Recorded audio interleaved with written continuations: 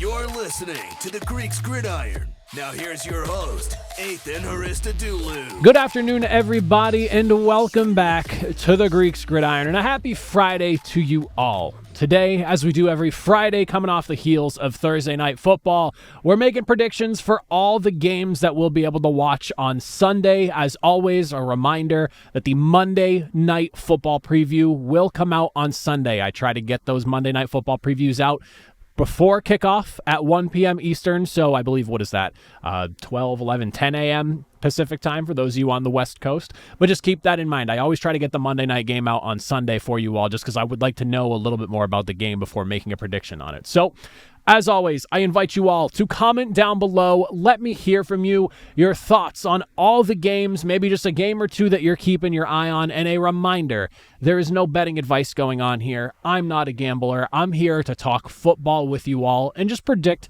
have a good time, discuss some football with you all. That's all we're here for.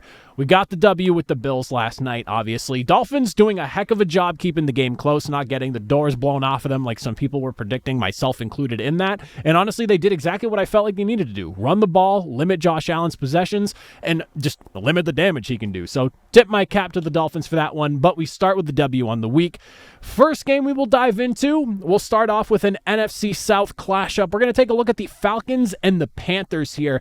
Carolina's offensive line struggles will definitely be put to the test here in week number 3. Atlanta's pass rush has been very good, especially when you compare it to where it was last season. They went into the offseason, identified a problem, searched out a solution, and I believe they found themselves one in the face of Leonard Floyd and a couple of rookies out of this year's draft. With 31 pressures and 7 sacks so far this season, this is not that same poor pass rush from last year, and it's paying off dividends for the Falcons. A really, really tight loss that could have gone any way if they were able to make that last-second field goal against the Buccaneers in week 1, and obviously coming away with a win last week as well. I definitely think right now, with the way Carolina's O-line stands, they're allowing the league lead in pressures at 37 according to Next Gen Stats.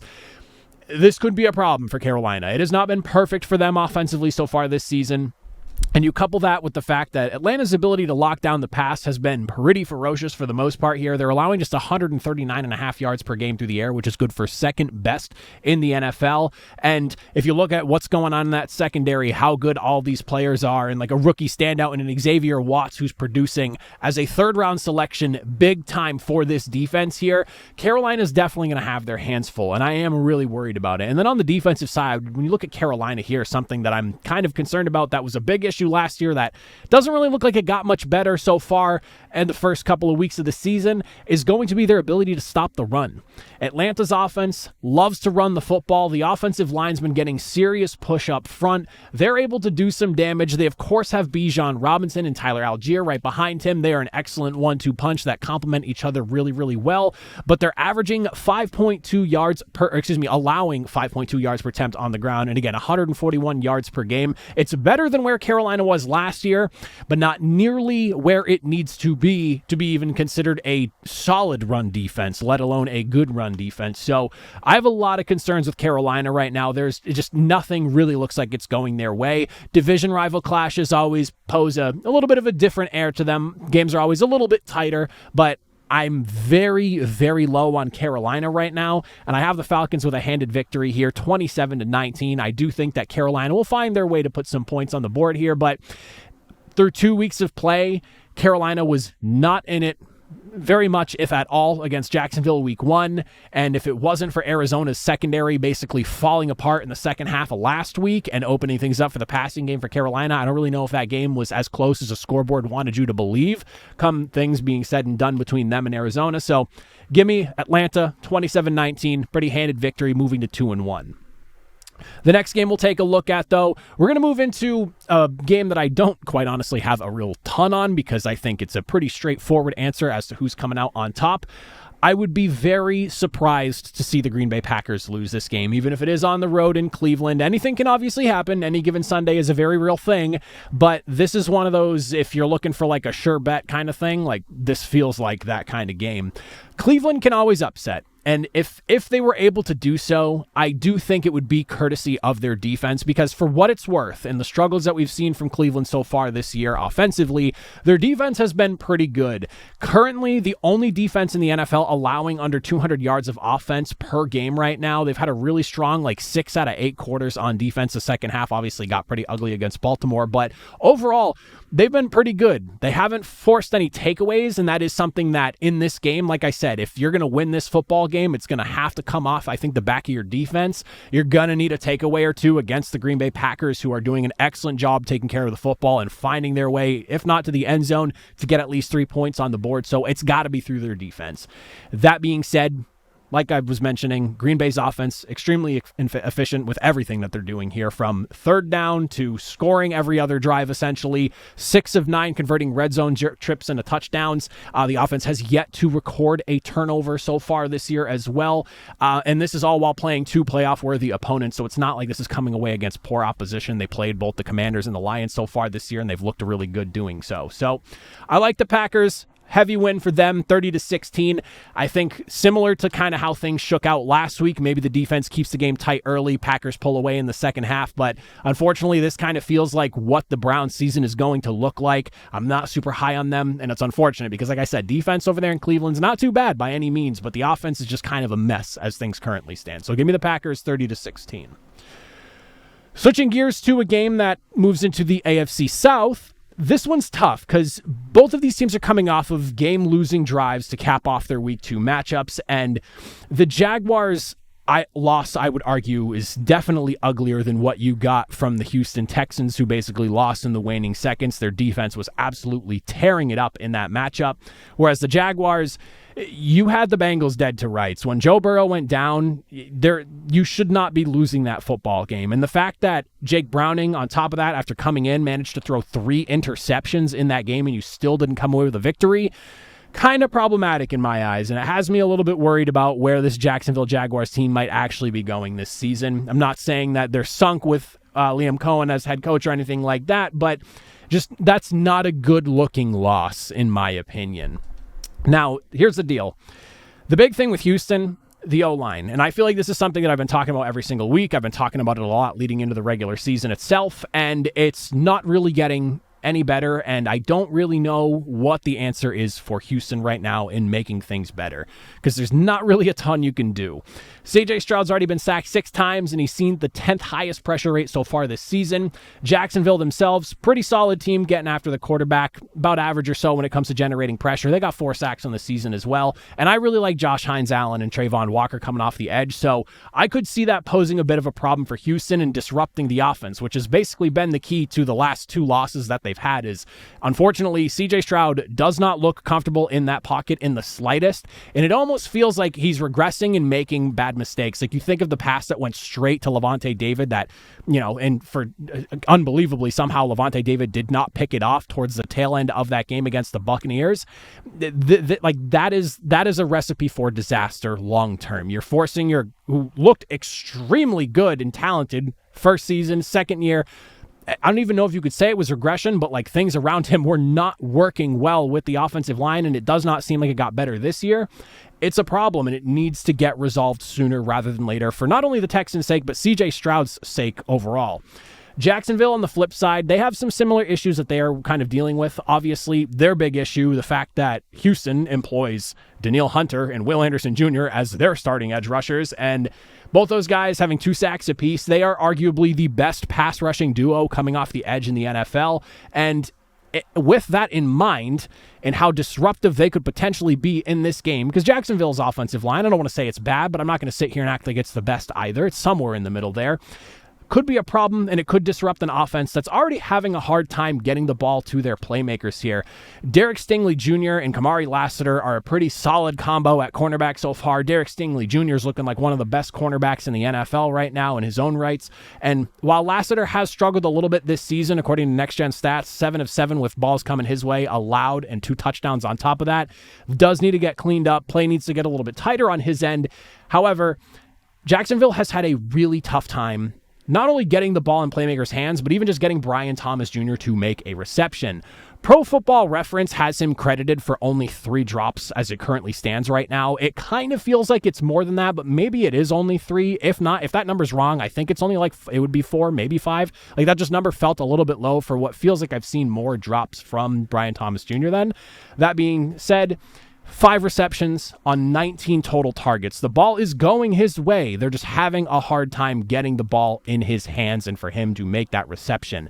I think for Jacksonville's sake, to try to mitigate what could be a serious threat coming off the edge and then maybe a potential difficult time getting the football into your wide receivers, leaning on Travis Etienne's probably in their best interest here. Whether they'll be able to run this ball successfully or not against Houston is very much up in the air. That being said, though, we saw the way Tampa Bay took advantage of that, especially late in the game. They really started to pound the rock, and Houston at that point ran out of gas, could not hang on. And yes, Baker Mayfield made some plays, don't get me wrong, but running the football turned into a massive strength for Tampa Bay, and I think Jacksonville should look to that to kind of employ as a tactic, especially later in the football game. All being said, I'm leaning Jacksonville for this one. I think Houston's defense is going to be capable of keeping games very, very close. It's just a matter of this offensive line holding up in Houston and allowing them to take advantage. And I think I actually like the Jaguars in this one. This is one of those messy games that I'm not super confident on, but I'll take Jacksonville and just knowing that their offensive line in its current state is better than what Houston brings to the table. And while both sides both have pretty impressive edge rushers to be able to create issues in the passing game, I'm so right now on Houston's run game, and I like Travis Etienne and what he's shown so far for Jacksonville. I think there's a slight edge in there somewhere for Jacksonville, especially with the game being in Jacksonville. On top of that, I'll take the Jaguars, but an ugly one, 19-17, lower scoring affair. Now we have what is the weekly Yuck Bowl. There's always one every single week, that game you don't want to have to make a prediction about, but you do. Jake Browning leading Cincinnati into Minnesota to take on Carson Wentz in the year 2025. I cannot believe that's the matchup that we're getting, but here we are. There is some comfort in knowing what the Bengals have in Jake Browning. We have seen him in years past play pretty well in a spot for Joe Burrow when he missed some time during 2023, going 4-3. He had about 1,900 yards, 12 touchdowns to 7 interceptions, and a 70% completion percentage. The problem is, though, that 7 interceptions, yes, he does a good job of taking care of the football, but that's also more... That almost feels like it speaks more to just his conservative nature with the ball and not putting it in harm's way, but he is still prone to a turnover or so a game. Again, 7 starts, 4-3 record, 7 interceptions on average. You're getting a pick or so a game, and you just saw 3 of them in what was a miracle victory over the Jaguars last week. That being said, Carson Wentz has only played 2 games in the last 2 years with a 1-1 record, and I don't really know what we're going to get out of him at this point. He looked good against, the Broncos and their backups last season, if I'm not remembering correctly. I can't remember if Denver was actually trying in that game or not towards the end of the season in Week 18. Kansas City obviously resting starters, but I don't really know what that actually would mean in terms of what we can still expect from a Carson Wentz at this stage in his career.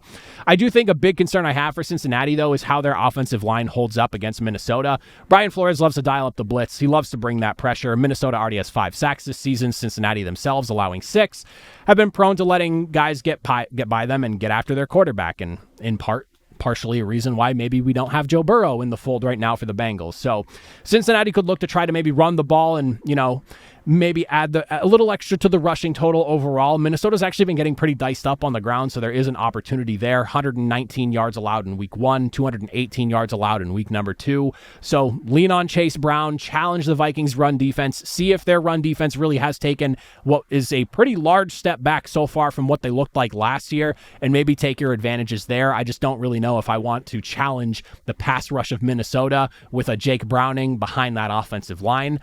That being said, though, this is one of those, again, games I really wish I didn't have to pick a winner on, and it feels like a coin flip because you don't really know what you're going to get out of either of these starting QBs.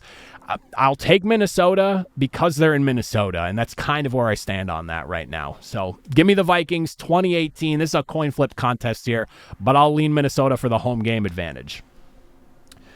Next, we'll look at the Steelers and Patriots. This one in Foxborough. Pittsburgh's defense, not quite as good as I would have expected it to be so far this season. 32 points allowed in week number 1, another 24 points allowed in week number 2, obviously 7 points making that 31 total they allowed altogether against Seattle last week, coming off of a kick return blunder. So 24 for the defense there. I will say that the unit did look better last week. They picked off Sam Darnold a couple of times. They basically held Seattle to under 100 yards rushing until Kenneth Walker hit that 19-yard touchdown run to ice the game. So they were actually solid stopping the run as well, and that drive was rough overall. Like, Seattle went 81 yards in literally 3 plays. So that entire sequence of that drive was a bit of a failure altogether. But like, for the most part of that game, Pittsburgh held on strongly. And I really look at that kick return blunder that they had that led to 7 as kind of like the backbreaker for that game. Like, I know there was still time on the clock. You could still maybe make something happen, but the way that game was playing itself out, like, that was the absolute last thing you could have happen to you in that game, and it happened. So unsurprisingly enough, Pittsburgh drops the game when it's all said and done. Not too surprised there, but I'm curious to see how they fare against the Patriots offense that is still trying to figure itself out. Meanwhile, New England's defense themselves hasn't really been perfect. They've been tough against the run, though. They've been able to bottle people up there, and on top of that, the secondary's been diced a bit, but they're creating a ton of pressure right now, and I think this will be a really good challenge against an offensive line in Pittsburgh that's one of those middle of the pack offensive lines. I guess you could call it somewhere in that ballpark, maybe a little higher, maybe a little bit lower. They're certainly not the best, but certainly not the worst either. But I mean, you're looking at lead league with 9 sacks so far this season. Considering they finished dead last in the NFL last season, I don't think anyone would have thought the Patriots would have 9 total sacks through their first 2 games of the year. So it could certainly be something of an issue for Pittsburgh. I do think ultimately, though, like, when you're looking at this game, it's quarterback matchups. Like, what quarterback do you take for this one singular game here? And both QBs, for what it's worth, have had like up and down performances so far.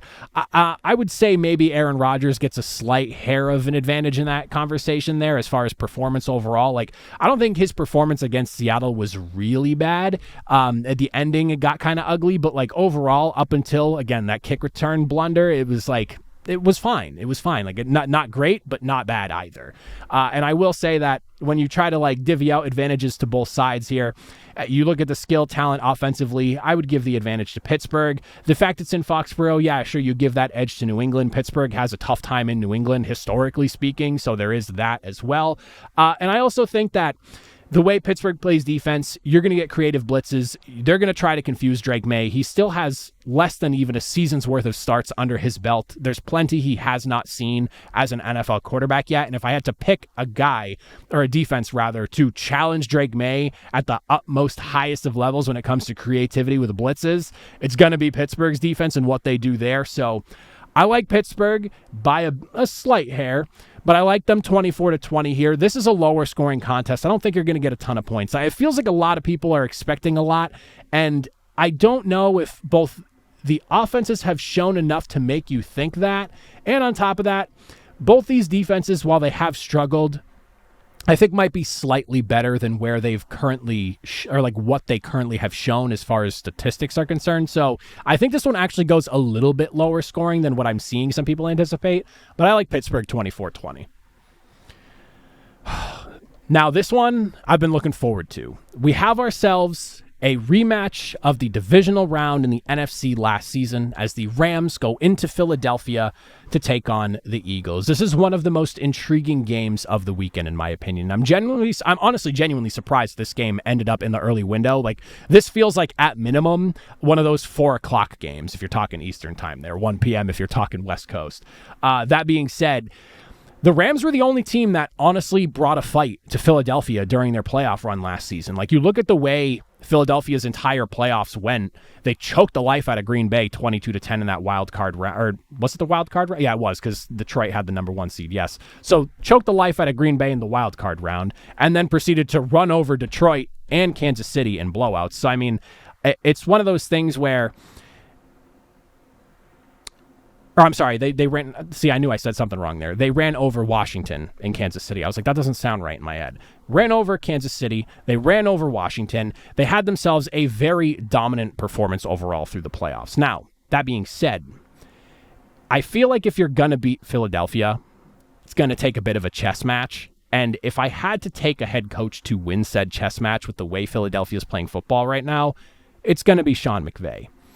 That being said, when it comes to what the Rams do defensively, I think they're at least well suited to be able to give them a bit of an issue. Currently, right now, they're one of the 6 remaining teams who have yet to let up a rushing touchdown. Despite the fact that they're allowing about 116 yards per game on the ground, it's about average in the NFL right now. They also do have like the worst run stuff rate in the league at just about 5%. Next gen stat for you there. They're just, which essentially equates to a stuff or a loss. So they're a bit of a mixed bag when it comes to stopping the run, and obviously Philadelphia's bread and butter, Saquon Barkley, Jalen Hurts, what they can do with the football in their hands. But they do have a good core of guys in the interior of the defensive line that I like. You look at like Braden Fisk, Kobe Turner, Poona Ford, those guys. I think there's a solid group of guys that could bring the fight to Philadelphia, all things considered. Now, how this Rams O-line holds up to Philadelphia could be a bit of an issue, and is something that I will be watching. Now, Steve Avila's availability for this game is one of those things where it's like may or may not be ready to go. We'll see. Obviously missed last week's matchup here, and obviously Philadelphia's got an impressive group along the defensive front, but they also boast one of the lowest sack rates in the NFL, and they only have just 2 sacks this season. So the pass rush hasn't been nearly as potent as it has been over the last couple of seasons, at least to this point in the season. And the Rams offense, unsurprisingly, being driven by Matthew Stafford's arm, and I will say through 2 weeks, back issues seem to not be an issue, so good to hear that. 71% completion rate, 543 passing yards so far. He's obviously got Puka Nacua. Him and Devontae Adams got in a real good rhythm, and it's clear that they're really starting to try to get Devontae Adams involved. I feel like his target share is pretty high so far this season, so it feels like there's an opportunity where if the pass rush isn't getting there, Matthew Stafford's being given time. The secondary right now with Philadelphia, we'll see how they match up with a Puka Nacua, who in my personal opinion is one of the top wide receivers in the NFL right now, and a Devontae Adams who clearly still has something in the tank that defenses need to respect. It's a really intriguing matchup on both sides. And for what it's worth, it's not like Philadelphia has been running away with victories. Like, it was a tight to the wire finish against the Chiefs last week. Tight contest week number 1 on that Thursday Night Football matchup against the Cowboys. This one's a very, very tight one. And there is something in the back of my mind that is speaking to me that I can't ignore, and I'm willing to be wrong on this one if I am, because something tells me that I think the Rams could get the job done here. It'll be tough because it's in Philadelphia, but their last matchup with Philadelphia was also in Philadelphia. And again, tight contest, brought the fight, and the weather should be better than what you got in that divisional round matchup. I think I'm going to take the Rams here, and I'm going to take the Rams 23-21. It's got to be a lower scoring affair. The Rams have to keep Jalen Hurts contained because he's been killing teams on the ground, and they've got to make sure they're stiff up front against Saquon. But I do think that they have the talent offensively to be able to get things going. Running the football will certainly be a challenge for Los Angeles, but that really hasn't been where they've been leaning with the offense anyways. They've been passing a lot with Matthew Stafford. He's been throwing a lot, scoring touchdowns with his arm. So I think I'm leaning Rams here. If I'm wrong, I'm wrong, but something in my gut's telling me Rams, so I'll go LA 23-21, big upset victory in Philadelphia. Now we'll take a look at the Jets and the Buccaneers. I will say that I am genuinely concerned about what this offensive line could look like this week now that Luke Gadecki's on IR. He is done for at least the foreseeable future, and also Cody Mock is done for the season as well. So there's legitimate concern with what this offense could look like here, and we've seen over the last couple of days tons of transactions to get the offensive line situated for this matchup against the Jets. I will say this. The Jets defense, through 2 games, has not been nearly as good as I would have expected it to be with Aaron Glenn leading the way. There's definitely some concerns there, but they do still have some really good guys on the defensive line and defensive front as a whole that you have to account for. And it starts with Will McDonald and, of course, Quinnen Williams on the interior. The defense has notched 5 sacks already as is, and I do think that if I had to pick a group of guys who could come in and take advantage of a depleted offensive line, I would lean on a Quinnen Williams and a Will McDonald combo to maybe get a couple of sacks in that game here. So definitely something that could dictate the flow of this football game, because once Luke Gadecki went down last week against Houston, Tampa Bay's offense literally stalled from that point up until the game-winning drive of the football game. So we'll see how it goes as far as that is concerned, but I have serious worry in me about what Tampa Bay could look like offensively without a healthy offensive line. On the flip side, sounds like Justin Fields is going to miss this game. He's working his way through the concussion protocol, and so in comes longtime vet Tyrod Taylor. As far as his numbers go career-wise, 28, 28, and 1 as a starter, 69 touchdowns to 29 interceptions. Not a bad touchdown to pass interception or touchdown to interception ratio, if you ask me. And obviously, he has great talent to work with as far as the offense is concerned. In the backfield, you're working with Breece Hall, Garrett Wilson out there, good number 1 wide receiver for the team. And for what it's worth, I do think that Tyrod Taylor is one of those guys, again, and you've watched him kind of do this his entire career. He's stepped in and he's always been serviceable, and he's always been able to lead teams pretty effectively. And I mean, 28 and 28, yeah, you're basically looking at like a 50-50 chance of winning the football game with him under center, which is not bad for somebody you're asking to come in as your backup quarterback. Now, it's funny because I have this listed in my notes here, but it sounds like it won't be an issue here. Bucs wide receiver Emeka Egbuka had not practiced both Wednesday and Thursday, but it sounds like he is making an appearance today, and there is a good chance that maybe he could find his way onto the field on Sunday. My eyes are definitely on that because especially with the current situation as it looks along the offensive line over there in Tampa Bay, I expect they're going to try to run the football a lot here. Bucky Irving and Rashad White just completely decimate defenses as the game wears on, and like you saw it at the end of the game against Houston, they can get really good. But you want to have a guy like Emeka Egbuka out there because in his first 2 weeks of play, he's shined, he's looked really good, and I think defenses already this early in his career need to respect his presence on the field. It'll open more things up in the run game, so hopefully he's out there, and I think him being out there will bode well for Tampa Bay. All being said, I'm going to take Tampa Bay in this one. I have them winning 20-17, lower scoring affair. I think the production for this offense in Tampa Bay might be hindered a little bit by that offensive line, but I trust the defense, and I trust this offense and Baker Mayfield, the way he's playing right now, to find a way to pull out a win, even if it's a little bit closer than you'd want it to be, even with the offensive line crumbling around him as things kind of roll their way through during the 60 minutes of this matchup here. But give me Tampa Bay 2017. AFC South clash. We'll take a look at this one now. Colts and Titans. Listen, Indianapolis has been on a Cinderella run to start the season in a way that I don't know if anyone could have possibly predicted. Like, if there was anyone out there that predicted this, I would love to see the proof on that, because thrashing Miami and then upsetting Denver last week, I did not have in the cards for Indianapolis. And at some point, you have to at least respect what they're doing, even if you don't really believe it deep down. I respect what they're doing here. Daniel Jones currently has 5 touchdowns total, no turnovers to speak of. He's completing 71% of his passes for nearly 600 passing yards. Jonathan Taylor has been a tank on the ground, just running wild, averaging 5.5 yards per attempt and 118 yards per game on the ground. And for what it's worth, Tennessee struggling to stop the run, allowing 150 yards per game on the ground right now, which is good for 4th highest in the NFL.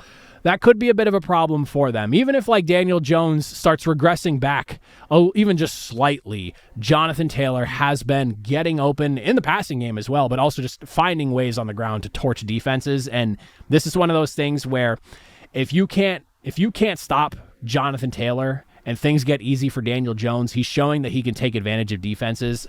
It's going to be a long day for Tennessee, regardless of what they try to do. Tennessee's defense, I will say, though, overall has played like a good solid 6 quarters of football. Second half of the third and fourth quarter versus the Los Angeles Rams got a little bit ugly. But I think one of the bigger issues for Tennessee's defense has been just the offense's inability to sustain drives and also just get into the end zone here. You look at the way things have kind of totaled out number-wise for Tennessee so far. They boast the 3rd lowest average time per drive so far this season. I believe it's like 2 minutes and 19 seconds, if I'm remembering correctly. They also have a scoring percentage that puts them in the bottom third of the NFL, coupled with the 2nd worst offense on 3rd downs this season. If they could just keep the drives going, help out their defense, that I personally think is better than the numbers are actually telling you. Just the offense is really, and a lot of it points to the offensive line and the struggles they've had there. But if they can just keep the ball moving, sustain some drives, Indianapolis has been one of those grinding teams where they're going to take their time, they're going to eat up clock, but they're also going to score, whether it's a touchdown or a field goal. I mean, Indianapolis leads the league in average drive time by far. It's like by almost a minute. It's kind of crazy. They lead the league in net yards per drive. Like, they're driving, they're eating up the clock, and they're doing it extremely efficiently. And they've done this all in just 17 drives this season. The 66 points they've put on the board, or I guess not 66, what was it, 33 and 29? Quick math on that one. It's like 62 points, whatever that number is. 62, whatever it may be. Tied for second fewest in the NFL in total drives. That's all that damage has been done in. They get the ball in their hands, they take their time, and then they find a way to score. You've got to sustain drives against this Indianapolis football team, because clearly if you're letting them just kind of get into that horse race mode, they're just working their way down the field, slow and steady wins the race, and they're putting points on you. All being said, it's in Tennessee. Anything can happen. AFC South's one of those weirder divisions where even if a team's wildly better than the other, they always find a way to drop a game or two to their division rivals. But I do think I like the Colts in this one here. They're just too hot, in my opinion, to blow this game at this stage. If this is, the next matchup further down in the season, I could see maybe something happening there. But I like Indianapolis 28-21. I do think that Tennessee maybe finds a couple of ways to get into the end zone in this one here. But I do like Indianapolis ultimately. The Raiders and the Commanders one, this is a tough one here. And I don't know how I feel about making a pick on a game where I don't know if Jaden Daniels is going to play or not. As much of the research as I've been doing to try to figure out if he's going to be available or not, I have not seen anything regarding today yet. As of the time I'm recording, there is no word on Jaden Daniels' availability. That being said, the offense in Washington has not looked great even with him there. Like the slog to 21 against the Giants was not great. And then obviously getting shut down by Green Bay the way they did last week was a little bit concerning. So if Jaden Daniels isn't playing and it's Marcus Mariota, they're all singing the praises of him over there. And he's been good in spot starts, don't get me wrong, and just in spot appearances as needed. I am a little bit worried because the Raiders defense, while not great, has been solid so far this season. They've allowed just 13 and 20 points in their 2 games that they've played so far, so not bad. And they weathered the storm some against the Chargers team that I honestly thought could maybe put up more than the 20 that they did. That being said, Geno Smith, coming off a rough start to the season, I don't want to say he looked good week 1. Week 2, though, yikes. 3 interceptions, just could not, for whatever reason, stop throwing the ball to the other team. So Washington's defense has had varying performances, and again, shutting down New York in what was a weird game that just I would have expected more out of Washington, and then getting absolutely worked by Jordan Love and Tucker Kraft. This is where I think a win condition kind of opens up for the Raiders. They obviously have Brock Bowers. He's going to be healthier than he was last week. He had a really strong week number 1 against New England, and with 103 yards in that game, that is something that if what Tucker Kraft showed last week is a weakness for the Commanders' defense, dealing with a guy like him going over the middle and maybe working to the outside every now and again, Bowers is, in my eyes, and I think most people would agree, a better tight end than Tucker Kraft. I think there's an opportunity to take advantage of a defense there that has not been perfect so far this season. Now, on the flip side, whether Jaden Daniels is involved or not will obviously alter the game plan here, but Washington's offensive line has not been great, and whether it's just getting push up front in the run game or being able to protect whoever the quarterback is, Jaden Daniels or potentially Marcus Mariota if it is him, Las Vegas is sitting on 6 sacks so far this season with 27 pressures. Washington's already given up 7 sacks, and they've allowed 29 on Jaden Daniels. I will say that they've gone against 2 really good pass rushes in the Giants and Green Bay, and Las Vegas, for what it's worth, has a couple of good edge rushers themselves. Max Crosby, obviously. Malcolm Kuntz, for those of you that aren't aware, pretty talented guy working opposite of him as well, who missed all of last season, but is already off and running this year. There is a world, especially where if Jaden Daniels isn't playing, that I think Las Vegas gets the job done here. And this is one of those upsets I think I'm leaning into, especially if Jaden Daniels isn't playing. I feel better about the Commanders if he plays, but I do think it's still possible that the Raiders get the win here. And since unfortunately I'm making the prediction prior to knowing whether Jaden Daniels is going to play or not, and I almost feel like we won't know until Sunday by design, I'm going to go Raiders. I think there's a win condition there. I think that there is a way to get the job done. There are things that we've seen from Washington's defense that, again, I know you're going up against apparently a solid Russell Wilson who didn't really do a ton against you. And then obviously the Packers kind of diced you up. It's the tight end mismatch thing that just really stood out to me against Green Bay, that when I look at Geno Smith and Brock Bowers and how they performed in week 1, I feel like there's a route there that the Raiders could go to exploit that mismatch and potentially pull off a victory here. So I'll take the Raiders 24-16. This is, in my head, Jaden Daniels isn't playing. If he is playing, I'd be shocked. Or I'd be less shocked to see them win. But without Jaden Daniels, I think this is a Raiders W. Now, moving into the afternoon window here, we got a few games to do for the afternoon. Broncos and Chargers. Big divisional matchup between two teams that are trying to take the AFC West away from the Kansas City Chiefs, who are sitting 0-2 right now. And this would go a long way for either one of these teams. Now, after watching Indianapolis against Denver last week, I feel like the Broncos could be in trouble against the Chargers. You see the way Justin Herbert's been unleashed so far this season. 560 passing yards, 5 touchdowns, 9.5 air yards per attempt. Like, he is slinging the rock right now. And the offensive line, even without Rashawn Slater, has done a good job keeping pressure away from him. Quentin Johnston has emerged, and now you have this three-headed monster of Quentin Johnston, who admittedly still has a drop here or there in him, but he's catching touchdown passes. And then, of course, Ladd McConkey and Keenan Allen. Like, you have a serious trio of guys that could pose a lot of problems for you defensively.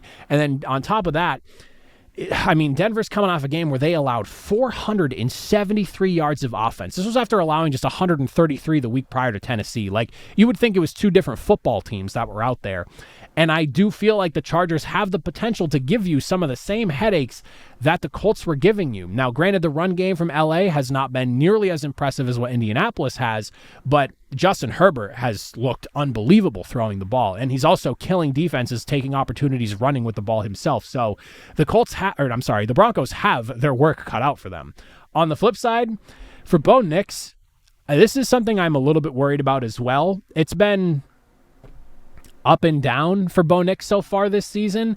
Chargers aren't going to have Khalil Mack. They're not going to have Elijah Molden, so that does work in Denver's favor. But the Chargers' defense has been really good. 15 points per game allowed so far this season, and on top of that, going after Geno Smith the way they did, bringing the pressure, getting after him, picking him off 3 different times. The secondary was making something very clear, and that is that they will go up and get after the football if you give them the opportunity to. And Bo Nix already has 3 picks himself this season, so I mean, Denver cannot afford to give Justin Herbert and the Chargers extra opportunities the way Justin Herbert's playing so far this year. He's got to protect the ball. You've got to keep the plays. You got to take what the defense is giving you for Bo Nix this week. I don't think you really want to challenge LA too much, because I look at them as like a legit Super Bowl contender right now, the way LA's playing. And I think what they've done so far speaks for itself, and it could be a long year for anyone going up against that defense. So for Denver's sake, take care of the football. See if you can run the ball against them. Don't get too cute with the passing plays. Just take what the defense is giving you. But I think the Chargers have this one.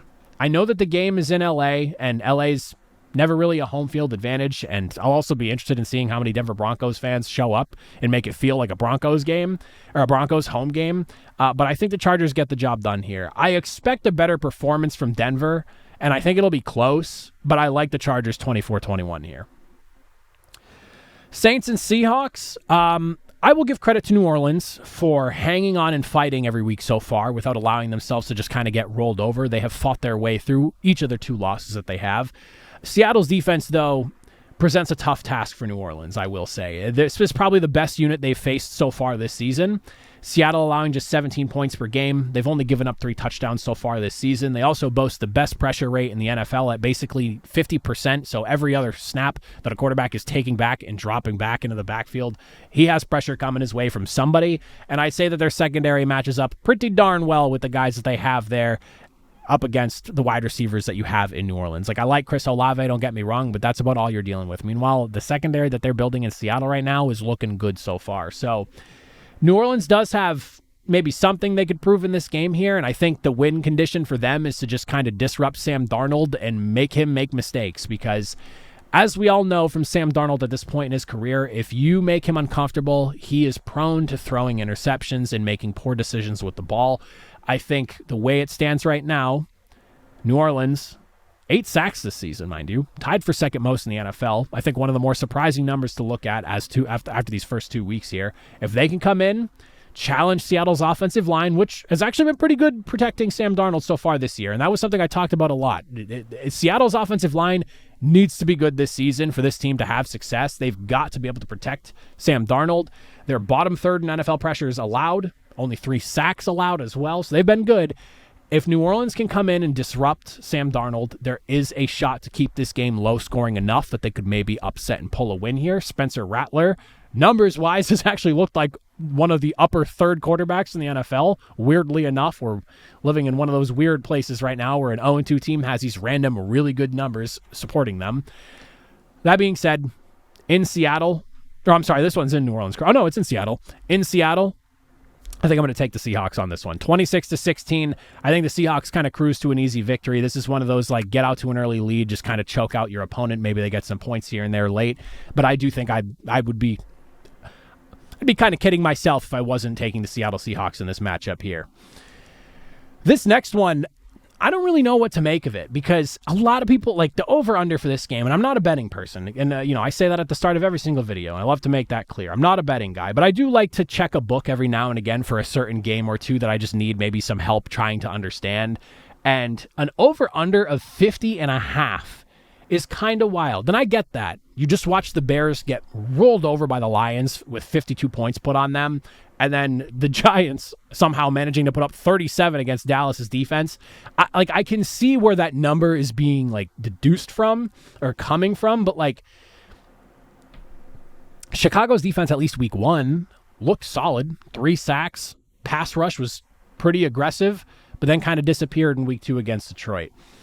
Regardless of how you feel about Dak Prescott in this game, or just in general, he will dice up a defense if you give him the opportunity to. Like, you have to disrupt him. That is the key there. And he's got great receivers to work with. You look at CeeDee Lamb on one side, George Pickens on the other side. Like, not a bad 1-2 punch combination to work with. And then Jared Goff, you saw the way he was throwing the rock last week, 5 passing touchdowns against Chicago. Like, again, I see where the conversation's coming from. And then Dallas, obviously getting cooked last week, 450 total yards allowed to Russell Wilson. I mean, Malik Neighbors and Wan'Dale Robinson looked like the best wide receiver duo in the NFL against Dallas last week, and I don't know if they're ready to have that conversation yet. There are some duos I'd probably put above them. The one thing I will say that Dallas has that I think could be a bit of an X factor here is that they are able to create pressure and get to the quarterback, not by any like crazy means, but they have been able to. And Caleb Williams has already been sacked 6 times. And pressured 31. So, like, if there is a key to stopping Chicago, it's going to be just getting after Caleb Williams. He started hot both games so far this season and then kind of tapered off as the game wore itself on. And sometimes pretty early, like around like the second quarter, late second quarter, it just kind of slowed down. So I genuinely think it's going to come down to just which quarterback is the most comfortable throughout this game. And if I had to pick one defense to disrupt the other one, if I had my way, I wouldn't pick either, but I think I'm going to lean Dallas on this one here. So that being said, Chicago, if you want to throw one more thing into the bucket of why I don't like their defense, they got obliterated on the ground last season. And for what it's worth, Dallas has been finding success running the ball with Javonte Williams. I think I like the Cowboys. Points, I guess we're going to see them. That seems to be what everyone's thinking. So I'll take the Cowboys 30-27 in one of like the wackier shootouts you'll ever see. But I also wouldn't be shocked if Dallas is maybe able to hold Chicago to a few points less than that. It ends up being like a 30-20 finish. But I'll give Chicago some benefit of the doubt here. And also just the Cowboys defense is not one that I'm super sold on by any means. So higher scoring affair, but I'll take the Cowboys on this. Then we have ourselves the Cardinals and the 49ers here. Rumor has it Brock Purdy might be able to play. As of this recording, I do not know if he's playing or not. But it sounds like there is a possibility he's going to be playing. And I don't think that there is any sort of QB drama or anything like that. Like, I understand that Mac Jones looked good last week and everyone was like, oh my God, do they have a QB problem in San Francisco? Like, no. Mac Jones in a really good system, not too surprised, actually looked good last week. He's one of those guys that has a really good brain inside that head of his, and there was a lot of people talking about the connection of Mac Jones to Kyle Shanahan leading into that draft. Like Kyle Shanahan, and that's the type of QB Kyle Shanahan likes. He likes a really smart, high IQ quarterback that he can plug into his system. This is how it needs to operate. Go operate it. And you get the same thing from Brock Purdy. So, like, I don't think that there's a QB controversy or anything like that brewing. I don't know why people are building out that narrative, and it's obviously just ESPN in places that are, they got to generate clicks somehow, don't we all? So I don't really buy that. I think for me, The real question mark here, regardless of whether it's Brock Purdy or whether it's going to be Mac Jones, it's going to be if Arizona and how just not decimated, but how hurt their secondary is going into this game here. Like, San Francisco has talent that they're working with, even with some of their key guys injured. Like, you still don't have Brandon Ayuk. George Kittle's obviously on the shelf right now, but there's still a Juwan Jennings. There's still a Ricky Pearsall. There's still a Christian McCaffrey. There's guys you got to worry about. Now, Max Melton, despite the scare on Sunday, where a lot of people seem to think that he might be done for the year the way things looked, has been practicing. So he could be playing. Now, Will Johnson, very much up in the air. Garrett Williams is now in the IR. So there are injuries to worry about that could hold this defense back. And you kind of saw it as the game wore on in Carolina. As these guys are dropping, Carolina kind of like grinded their way back into the football game. Secondary is just getting thinner and thinner. Guys are exhausted. You don't have as many pieces as you would need for a game like that. This is something that I could see, whether it's Mac Jones or whether it's Brock Purdy, potentially taking advantage of. Now, I just talked about the weapons for San Francisco, and I do think something that is worth mentioning here, I brought up Juwan Jennings. He has missed 2 practices now this week with an ankle and a shoulder thing. Kyle Juszczyk, working through concussion protocol, not practicing as well. Juszczyk's obviously a massive proponent to what they do as far as running the football and blocking for Christian McCaffrey. And Arizona's been good against the run this year. 78 yards per game allowed so far, 6th lowest in the NFL. You want to be able to run the ball, especially if it's Mac Jones. Again, not surprised in a well-oiled machine that Mac Jones could look good, but I don't think you want to be putting the game on Mac Jones' shoulders. You want to be able to run the ball. You want to be able to get the ball to playmakers. You want to hope that Juwan Jennings will be able to play this Sunday for you, because then that list of guys that I said, Jennings, McCaffrey, Pearsall, then just kind of becomes McCaffrey, Pearsall. You don't want to thin out the talent too much. There's only so many injuries you can deal with before you start going, all right, who do we have to work with here on offense? So this is one of those games where, considering the state of both teams, home field advantage, I think, plays a bit of a factor in this as well. The fact that they're in San Francisco makes me feel a little bit better about the 49ers, so I'll lean with them, and I'll take the 49ers 26-23. Final game of the Sunday slate, and as a reminder, we'll, of course, preview the Monday Night Football game Sunday, early time, hopefully before kickoff of the 1 o'clock matchups. We got ourselves Sunday Night Football between the Chiefs and the Giants in New York, and I would say that 2 weeks ago, I would tell you that this is a short win for Kansas City, as they're probably rocking and rolling at this point of the season, but now that we're actually here, I'm a little bit hesitant about this matchup here. I do not think it's as clear-cut as just an easy Chiefs victory. Russell Wilson obviously throwing for 450 yards last week. Casey's offense, I don't really know in the current state that it's in, could match that number of 37 points and the output that Russell Wilson had.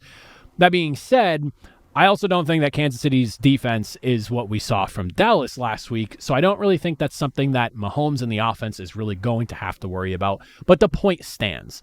That being said, they have given up 5 touchdowns so far this season. 3 were to Justin Herbert in week number 1, and I'm not giving a ton of hope for New York to run the football that effectively against Kansas City. I think that's one of those things that could pose a little bit of a problem for the Giants offense this week, as I think Kansas City's been pretty good against the run so far, at least through 2 weeks. It's been trying to find success any way you can against them. The Chargers obviously through the air, and the Eagles obviously chess match type of game where it was just getting the better of you, whether it was in a situation throwing the ball or a situation choosing to run. But they've been pretty good against the run overall. Now, the way I see this, it's going to come down to what this offense in Kansas City is able to do. Through 2 weeks so far, they have not been able to produce enough. We saw 20 points from them in week 1, and we saw that number get even lower with 17 in week number 2.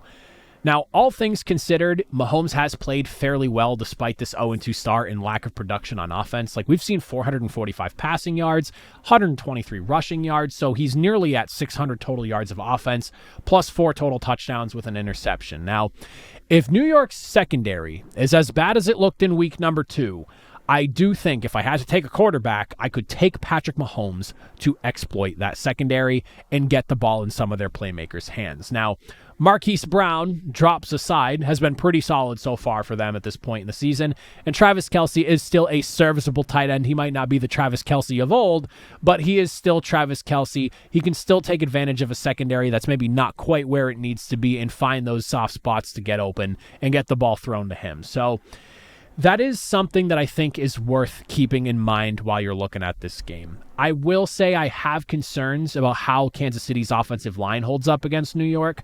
The Giants have shown they can rush the quarterback. They can get after him. Brian Burns himself already has 3 sacks. Kayvon Thibodeau and Abdul Carter have gotten to the quarterback as well this season. Carter has a half a sack with one of those attempts working alongside another, but he still has been effective. Kayvon Thibodeau has looked good as well. You got 3 tough edge rushers, and while Mahomes hasn't faced a ton of pressure, he has been sacked a couple of times, so about twice a game so far on average. And this will be a really big test for rookie left tackle Josh Simmons. After posting a pretty good game last week, all things considered, this will be an interesting matchup. I don't think it's as cut and dry as Kansas City Chiefs run away with a win, but I do think it ends up being a bit of a rebound and decisive statement by the Chiefs that, yeah, we're 0-2, but we're not done for the season. There's a long year to go, and now going on week number 3, I think the Chiefs find some offense. I think the defense still looks at that's the one thing, is that the defense has looked good for the most part. Yeah, the Chargers kind of got the better of that secondary in week number 1 in Brazil, but overall, all things considered, defense has been pretty good.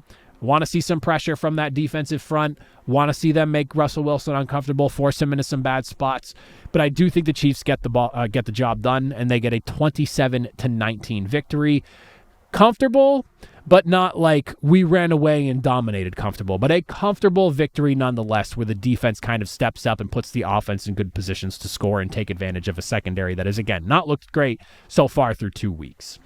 But those are my predictions for week number 3 of the NFL season. One more reminder, of course, Monday Night Football preview will be out early Sunday. Make sure you're subscribed so you don't miss that. But as always, I invite you all, comment down below. Let me hear from you. Thoughts, opinions on all the games, your predictions, how you doing so far, who you picking this week. Fire away. Even if you're a gambler and you just listen to me anyways, let me know what your bets are. I don't bet. I don't give betting advice, but I'm always curious. I check every now and again, but I just don't participate. But as always, if you made it to the end, I greatly appreciate it. I will see you all on Sunday early to preview Monday Night Football.